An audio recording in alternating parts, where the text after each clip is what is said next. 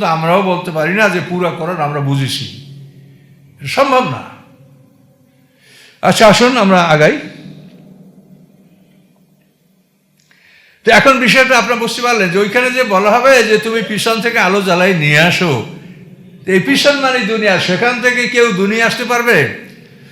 দুনিয়ার অস্তিত্ব কি আসে? এই দুনিয়া হিসাবে সিঙ্গার ফুৎকারে কি আসে? এতে সব মিসমার হয়ে গেছে, শেষ হয়ে গেছে, ধূলিসাৎ হয়ে গেছে। সমুদ্রগুলিতে আগুন ধরায় দিয়ে এই আগুনগুলি দোজখের সাথে মিলিয়ে দেওয়া হবে। এই পৃথিবীতে কোনো অস্তিত্বই থাকবে না। তার তুমি আবার পৃথিবীতে যাও, সেইখান থেকে আলো ধরাই নিয়ে আসো, এ কথা তাকে বলা হবে। কাজে এই জন্য এই কথাগুলি আপনারা মনে রাখেন, ভুলবেন না, এগুলি মনে রাখেন যে হাশরের ময়দানে এরকম কথা আল্লাহ বলবে। আলাম তারা আন্নাল্লাহ ইউসাব্বিহু মান ফিস সামাওয়াতি ওয়াল আরদি ওয়াত তায়রু সাফাত।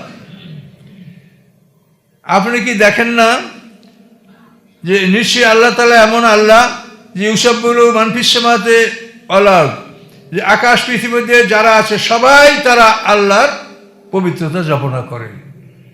ফেরেশতা, জিন, ইনসান, গ্রহ, নক্ষত্র, চন্দ্র, সূর্য, গাছপালা, পাতা, কীট পতঙ্গ, গাছের কাঁটা, প্রত্যেকটা প্রাণীর আওয়াজ আল্লাহর জিকির। আপনারা যে গভীর রাতে নীরবে চতুর্দিকে ঝিঝি শাঁসা কত শব্দ শুনতে পান, এগুলি সব আল্লাহর জিকির, সব আল্লাহর জিকির। তো আল্লাহ বলেন যে আকাশ পৃথিবী এবং তার মাঝখানে যারা আছে সবাই আল্লাহকে স্মরণ করে।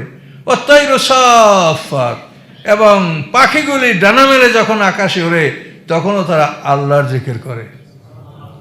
পাখিরা ডানা মেলে আকাশে ওড়ে, কি সুন্দর পাখির ওড়ে।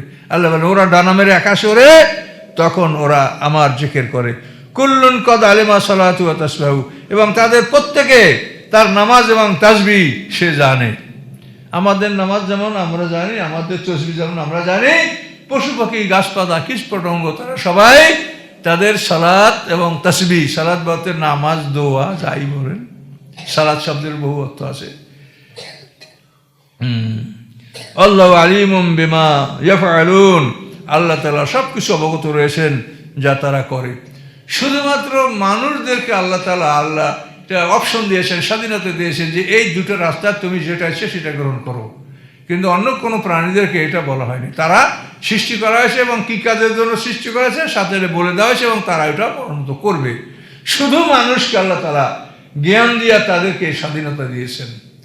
তো স্বাধীনতার জন্য পৃথিবীর মানুষ এত সংগ্রাম করে, আর আল্লাহ তাআলা স্বাধীনতা দিলেন, সেই স্বাধীনতার কি মূল্য আমরা রাখছি? আল্লাহ তোমাদেরকে স্বাধীনতা দিয়েছে যে তুমি দেখে শুনে দেখো কি করবা।